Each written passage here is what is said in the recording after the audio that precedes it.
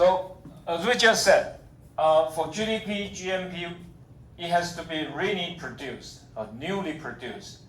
So suppose something has been produced, like second-hand product, okay, or antique, that will not be counted as GDP. But the broker's contribution, okay, they, as we say, stocks, right, stock trade, and it is the services they offer to facilitate the stock trade, and that will be counted, okay?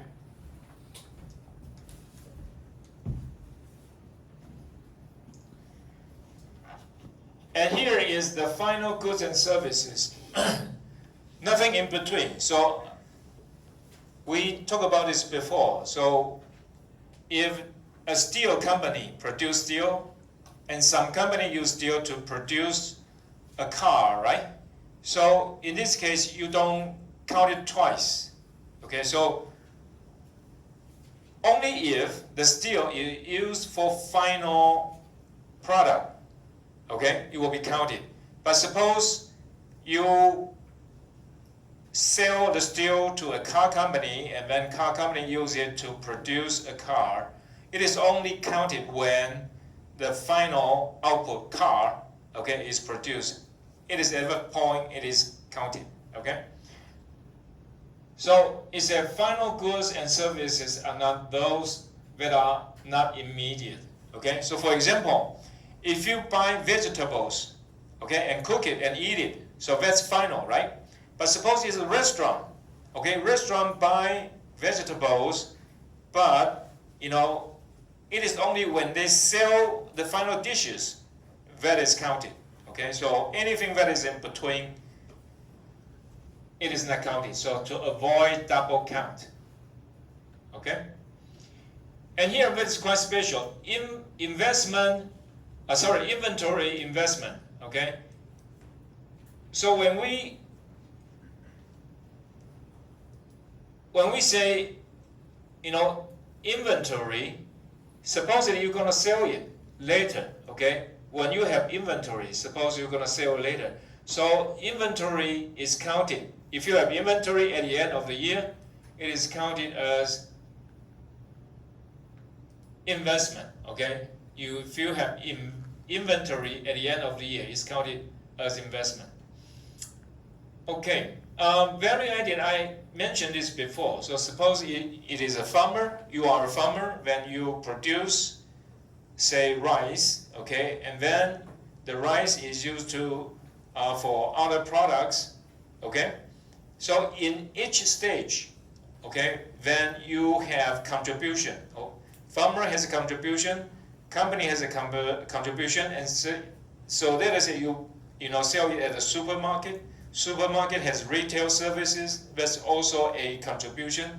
So at each stage, okay, different persons, okay, a farmer, a processing firm, and then a retail shop, okay, so they will include the value at each stage. So in this case, if you want to count GMP or GDP, the easiest way is count it at the end, okay, that's the easiest thing to do. Okay, so GMP, GDP, right? So GMP, it is unnational, right? So say who owns it, okay? It has to be, let us say it's in Taiwan, it has to be a Taiwanese, okay? And GDP, okay, it doesn't matter, okay? It's in the location, okay? And here is a net factor payments from abroad. For this part, okay, so GDP, okay, is GMP minus NFP, okay? So because GDP is about location, and GNP is about nationality. Okay, so GNP and GDP, the difference is NFP. Okay, so the difference here, so we are talking about engineering revenue for a road built by US company in Saudi Arabia. Okay, so they built it in Saudi Arabia, right? They built it in Saudi Arabia. So that's Saudi Arabia's GDP, okay? But it should be counted as American GMP, right? Because it is American engineering firm, okay? You know, once in a while I have some interesting question here. So let us say you have a foreign labor.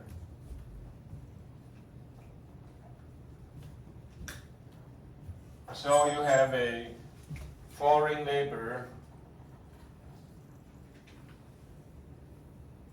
okay? It is in Taiwan, okay? In Taiwan. And the master, of which, master, okay, employer, okay, employer. So employer, you know, he likes this foreign labor, okay, and he say, this guy is good. So he adopted him as a son. Okay, then what happened to the GDP and GNP of Taiwan? Okay, so Zhang Ziwei, there's an employer in Taiwan. He's a Taiwanese, and he employed a foreign labor, okay? And he thinks this guy is really great. So he adopted this foreign labor as his son, okay? So then what happened to the GDP and GNP of Taiwan? Excuse me? Increase? And what about here? Excuse me? 增加公司云. Okay, what about GDP and GNP here?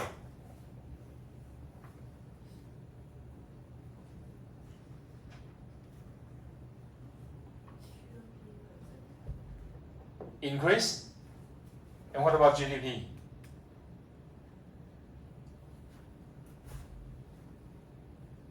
No change. Okay. 洪子怡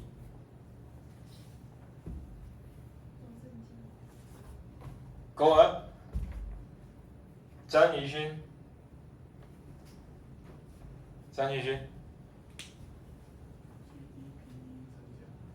Okay.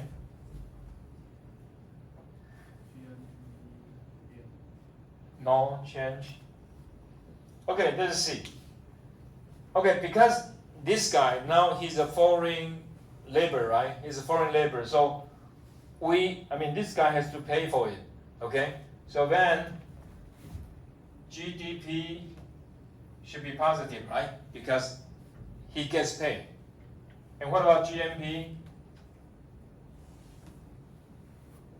Not for Taiwan. The GNP is for whatever his country, right? So this is not for Taiwan. Okay? Suppose this guy employ hire this person, right? So you have GDP, you pay for it, right? So there's GDP.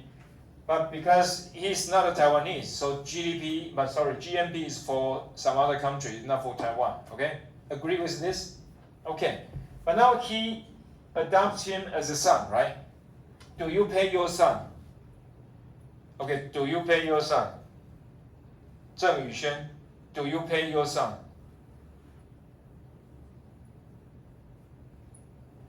Originally, this guy hired this one, right? So he has to pay for it. But now he adopts him as his son. Does he pay anymore? You know my question? Feng Jie? No, right? Just like you don't pay your mother for breakfast, right? Dinner. You don't pay your son for taking care of you, right? So this one goes down because there's no market, right? If you're a son, you take care of your parents, right? There's no market value. And what about here? It doesn't change, right? So from a foreign labor to a son, okay, from a foreign labor to a son, the GDP goes down, right? Originally, you have to pay for it. Now you don't, right? But for GNP, there's no change because it's not counted as Taiwan's GNP, And now because he is a Taiwanese, right? And his work as a son to take care of the father, okay, it doesn't pay. There's no market value, okay? Okay, good. Let's move on.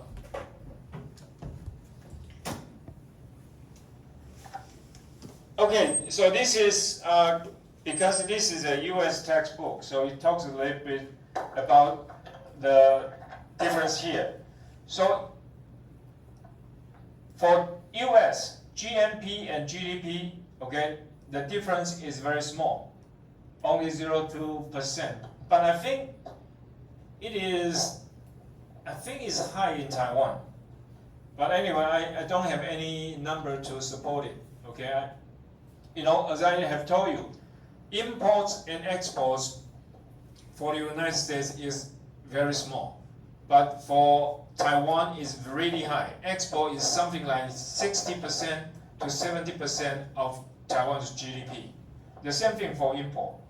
But import is a little bit less. Could be 50%, okay? Okay, so here is the expenditure approach. Okay, here is the expenditure approach. Sometimes you have to know the notation, okay? So C plus I plus G, that's the same as mine, but NX, right? It is X minus M. In my notation is X minus M, okay? Net export. Okay, so consumption. Consumption in many countries is the highest portion of GDP. For United States, it is about 2/3 of US GDP. And this is two details, but anyway, there is no, just go through it. So consumption includes consumption durable. And what are consumption durable? Cars, TV sets, okay, furniture, major appliances. So what is appliances? 林伟勋, what is appliances? 林伟勋, appliances. What is appliances? Lin Zhenkai, appliances. Okay, let us see if someone knows about it. Huang Yufeng, appliances. No idea. Luo Zixuan, appliances. Excuse me? Lin Gaijie, have you found it? Not yet. Not yet. So Luo Zixuan, what is? No. Be more specific. Huang Weixin. Okay. So example. For example. Right. A refrigerator can use maybe 30 years, right? A long time. Just, even cars, they may not last more than 10 years, but it's a huge item, okay, very expensive. So it is counted as that. And then non-durable. Non-durable is something that, you're gonna expire soon. Okay, so here you have food, right? And clothing and fuel. And services, okay, education also counts consumption. Healthcare, financial services, transportation, okay. So now when the newspaper reports, so what's consumption durable, you know a little bit about it. And non-durable, basically it is consumed right away, okay? Non-durable goods consumed right away, like food, clothing, fuel, okay? Okay, the expenditure approach, okay, you have investment, and so investment is not that much of GDP, but the changes in investment affects the economy a lot, okay? Let me repeat this again. Investment is a small part of GDP, but the changes in investment can affect the economy a lot, okay? So he said it is about 13% to 20% of the United States. In Taiwan, it's something like 15%. But then, if you have business invest a lot, okay, so sometimes if you look at the details, then you know that the economy gonna grow quite a bit. And most recent big items of investment, okay, Chen Youxi, what is the most big items that we talked about recently? Investment.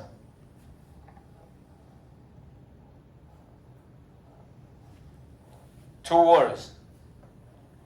Chen Jiekai. What are the most important investment people are talking about recently? Two words. Maybe two English letters. AI. Okay? Okay, when people talk about AI, right? And there's a term called unicorn. Unicorn. Unicorn is an animal. Li Boyan. Unicorn. What is unicorn? Exactly. So what's the definition of unicorn? Excuse me? Perform very well. But it's about market value. For a company to be called unicorn, it has to be very high value. And how high is it? For a company to be called unicorn, it has to be over $1 billion. Okay?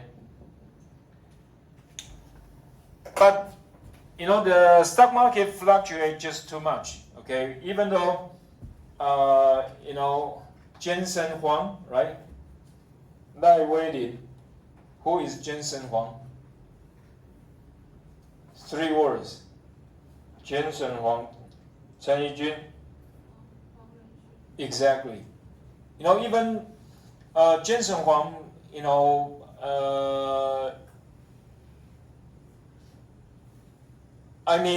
for the whole story is that he continues to put money into AI, okay? But somehow, recently, TSMC, the market value is going down, right?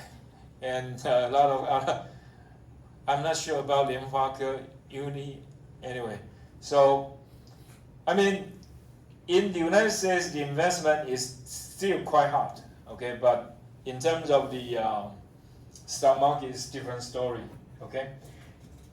So investment mostly is by businesses, right? And also residential. So you have building homes, right? Building homes. So apartment building that also counts investment. And then inventory investment. So while you produce more goods than necessary, it's because you expect there's going to be business for it. And so increasing in inventory is counted as investment. Okay? So here, government expenditure is only about 1/6 of, 1/6. So it's like, 14%, 15% of US GDP. So it's not quite as big, okay? Probably about the same size as government expenditure, okay?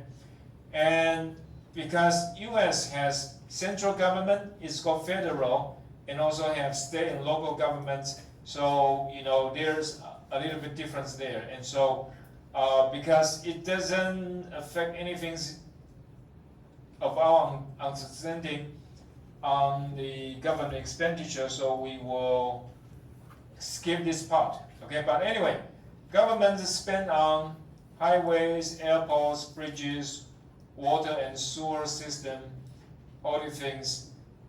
Okay, and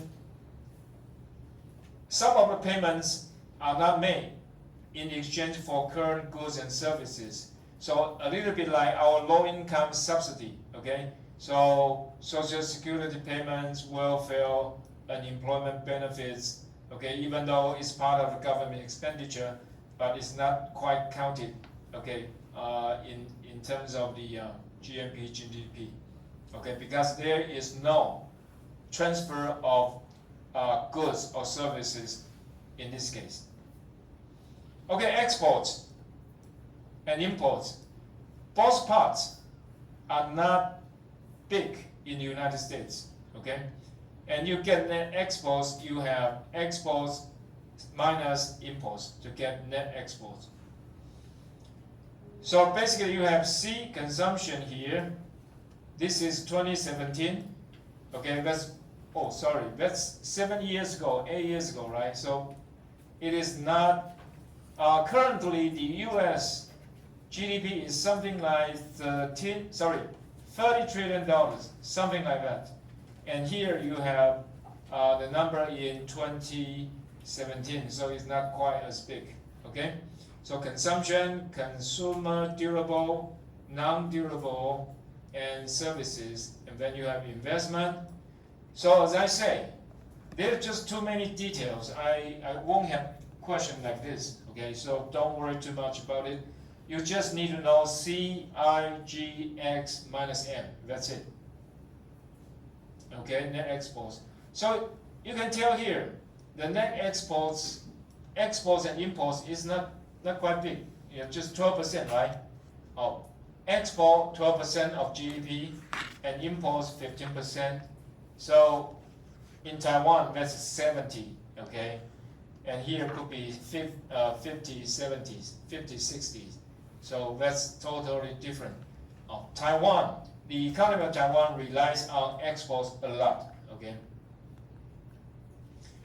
So then, income approach, okay? So the income approach, you need to know, so as I say, this is just too tedious, okay? First part, compensation of employees, that's what I call W, okay, wage rate, okay, W, wage rate. And here you have net interest, okay, net interest, and then corporate profits, and then,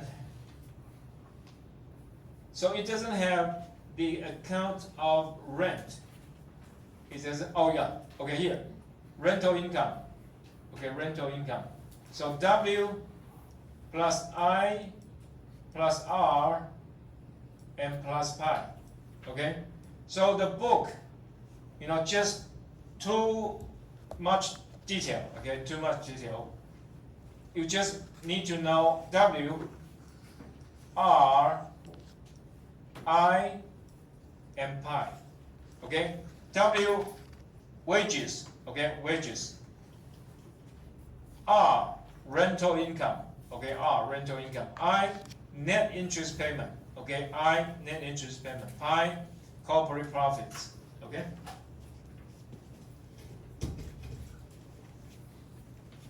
Okay, as I say, these are just, you know, too tedious. I'll forget about this part. So this part will not be in the exam, okay? Good news for you. This part will not be in the exam, okay? So here, right, this part is W, and here, this part is R, and here, okay, it is pi. And then you have here, that's I, okay? And as I say, you know, if you want to have, this is we call income approach. If you want to have the income approach number, okay, to be equal to the real GDP, okay, to be equal to the real GDP, then you have to add. But here it doesn't have, depreciation. So anyway, forget about it. So remember this, and this is what, you know, in Taiwan's exam will say. So if you have, you know, income from W, from R, from pi, from I, then if you want to have it equal to the real GDP, you have to add depreciation, okay, depreciation, and then indirect taxation, okay?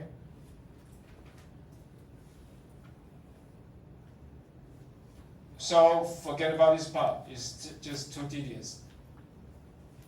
Okay?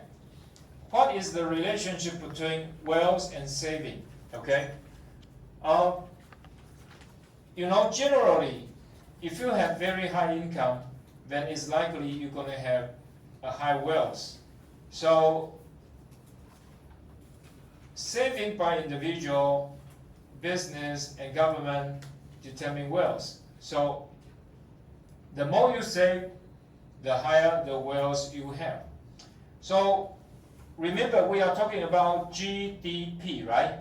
GDP, okay? GDP is about income, okay? GDP is about income. And here is about wealth. So as you can tell, Bill Gates, right? Bill Gates has a lot of income and also a lot of wealth. So sometimes we call inequality, okay? Income inequality. This is a very important issue, okay? Because if the income distribution is not fair, okay? If the income distribution,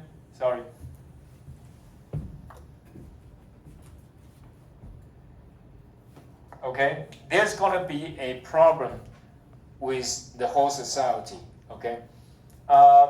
And if you have income inequality, supposedly that will lead to inequality in terms of wealth. So that's a big problem, just like China, right? China is one of the countries that with inequality in income, and the other one is India, okay? India is really crazy. Recently, they have a very rich person. I think it's his son, right? His son want to get a wife, so they have a crazy wedding. So see if you know what I'm talking about. So in India, Chen Jiekai. Do you know India recently, it's just like 2 or 3 months ago, there's a big family, and he has a very, very extravagant wedding. And he even invited Bill Gates to join it. It's called A-YDY-YNKUST. Okay? Anyway, so there are a lot of issues here. When we get enough time, we will discuss this. So basically,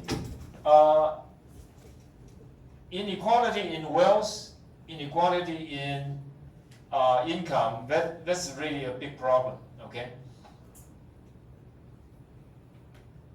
And I say, for this part, the same thing, forget about it. But last hour, I discussed what's going on in terms of these ideas, right? So private saving plus T minus G, that's public saving, is equal to investment plus net export, X minus N. That part will be on the test, okay? Will be in your midterm. Here is just too tedious. You have all these things that I don't think it will increase any of your understanding in terms of macroeconomics. Okay. Okay, so here you check here. That is U.S. saving measures as a percentage of GDP. So you can tell here, right? National saving is kind of nice. Private saving is even better. But what about government saving? Government saving is very terrible. Okay, that's the reason I say U.S. has a problem about twin deficits. Government deficit, very serious, very bad. And also trade deficit, again, very serious, very bad. Okay. For Kamala Harris and Donald Trump, now they are campaigning for president, right? None of them has talked about the issues on federal deficit, okay, federal budget deficit. And it's very, very important because it will cause a big problem all over the world. U.S., too little saving, too big a problem to the whole economy. And sometimes people buy a lot of sometimes we call T-bond, okay? T-bond. Or T-bond or T-bill. T-bond or T-bill. Okay, so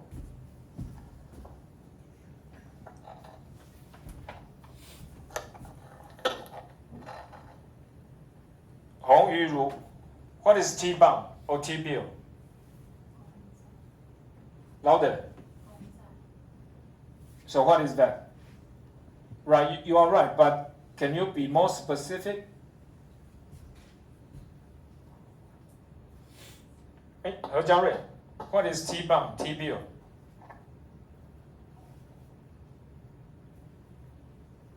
When we say T-bond, T-bill, what actually is that?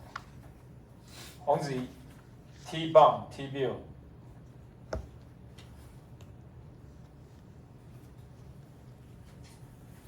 It is treasury bond. Treasury bond. Or treasury bill. Okay? That is investment tools for a lot of people like me. I have ETF. I have T-bond ETF. And generally, we look upon it as assets. But really, okay, if United States, okay, the federal government, they are not able to pay back their debt, what is going to happen? When you are doomed, okay? Because, they may not have the money to return it to the people. So anyway, it's a very big issue, okay? American people just spend too much, okay? And they don't save. That's a big problem, especially for the government. And no one talk about how you're gonna increase tax, okay? Because you want to pay back your debt, you need to increase your tax, right? But increased taxation is not a good thing during the presidential campaign. So anyway, it's a very big issue here. Okay, let's move on. Okay, so components of the U.S. uses of saving identity. Let's see what's going on here. Okay. Okay, so generally you can see here, okay? You see that? This is government deficit, right? This is government deficit. And here is current account balance. That's what I said, trade deficit, okay? Trade deficit. So you can see when government deficit goes up, trade deficit also goes up, okay? So this is, the issue we have just discussed, okay? S plus T minus G is equal to I plus X minus N. This diagram, okay, reflects exactly the relationship we have talked about in the equation. Okay, so forget about this part because just too tedious. And here I just mentioned a little bit, right? For saving, okay, is a floor. Okay, and for wealth is a stop. And for these two variables, they are very close related. Okay, you have more savings, then you have more wealth, and that will lead to further inequality. Okay, so we are talking about GDP, okay, GNP, that's income. But here, there are some other kind of issues. It is about wealth.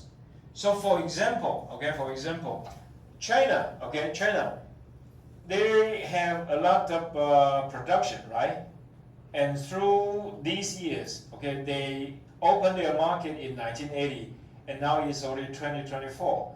Through these years of development, even though the per person income is still not quite high, but you can see a lot of Chinese have cars, right? They have trucks, they have EVs. So in terms of wealth, okay, they have accumulated a lot of wealth, okay, and supposedly their economic well-being is going up, okay. And I don't want to spend too much time on this, okay. So basically, that is what we have in terms of the equation there. Okay, and I say, this textbook just have two digits interpretation of all this. So I think we will stop here.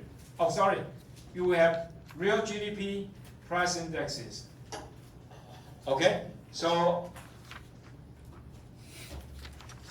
there will be some question here. Okay, there will be some question here in the midterm. Okay, as I have tell you the formula here.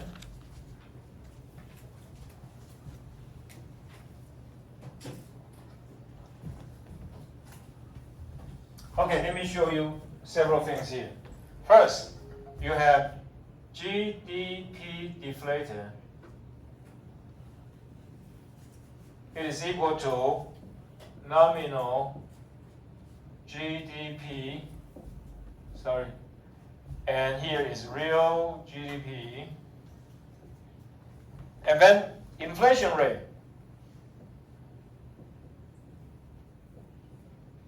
It is equal to PT minus 1 divided by PT minus 1. And growth rate, it is equal to GT minus GT minus 1 divided by GT minus 1. So this is growth rate this year. This is the growth rate last year, and divided by growth rate of last year. So you get growth rate here. Inflation, price level now, price level last year, divided by price level last year. Then that's the way you get inflation. This is a very simple concept. And the reason we use it here, nominal and real, it is because, okay, we have inflation. So usually we will try to figure out a year. So let us say current year will be 2020. We use 2020 as the base year, okay? So whatever $1 can buy at that time, we use it as a benchmark to measure the income of 2021, 24, up to 30, okay, 2030. So as time goes by, this base year does not work anymore, so we will use a different year as the base year to measure what is the purchasing power of $1 there. Okay. Okay, so if you want to get real income, right? You want to get real GDP, you have to use price index to account for it. Okay, and from there you will see what is the inflation. As I say, there are three price indexes. The first one, CPI, and then PPI, and then you have GDP deflated, okay? So here is that, you have computers and bicycles. Nominal GDP is the value of an economy's final output measured at current market value, okay? But you want to know how many computers we have produced or how many bicycles, okay? And for that, you need to have, information about CPI, PPI, or GDP deflated. Okay, so let us say, your income, okay, is $10,000. Okay, but this week, actually the gasoline price goes up, right? So the same amount of money, okay, won't get you as much gasoline. Okay, so basically that's the idea. So real GDP is an estimate of the value of an economy's output, okay, adjusting changes in the overall price level. So that will be the same thing. Okay, so when my father bought a house in Taipei, it's only $200,000. Okay, $200,000. But at this time, you want to buy a house in Taipei, there will be 20 million, right? So you can see the huge difference there. Okay, at that time, you have $200,000 plus, sorry, that's one home. But here, you have $200,000, you got nothing. Okay, So price index is very important. And as I say, sometimes it's not quite accurate. So when you look at the numbers, you have to see the big picture here. For growth rate, okay, for the growth rate, usually when we give you the GDP number is in quarter, okay, usually GDP number is in quarter. So if you count it for a year, okay, if you count it for a year, you have to use different formula to get that.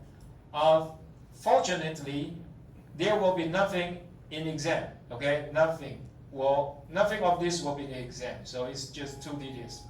Okay, let's take a break. See you next week.